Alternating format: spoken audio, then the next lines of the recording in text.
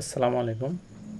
Panel কোডের 174 ধারা 174 ধারা হলো যে সরকারি কর্মচারী কোনো কাজের জন্য আপনাকে নোটিশ প্রদান করেছে, সেখানে হাজির হওয়ার জন্য আপনার নোটিশ পাওয়ার পরেও হাজির হলেন না, তাহলে কিন্তু আপনার শাস্তি হবে।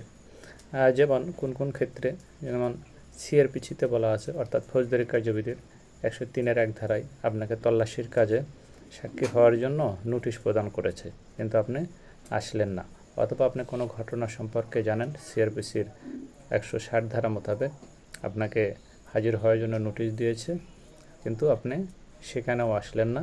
অথবা কোনো অপমৃত্যু সম্পর্কে আপনি অবগত আছেন, সুরুথাল রিপোর্ট প্রস্তুত করবে সরকারি কর্মচারী, আপনাকে নোটিশ দিয়েছে কিন্তু আপনি আসলেন না, তাহলে কিন্তু আপনার শাস্তি এই 174 ধারাতে হবে, যার শাস্তির পরিমাণ হবে 1 মাস কারাদণ্ড অথবা অর্থদণ্ড অথবা উভয় দণ্ড।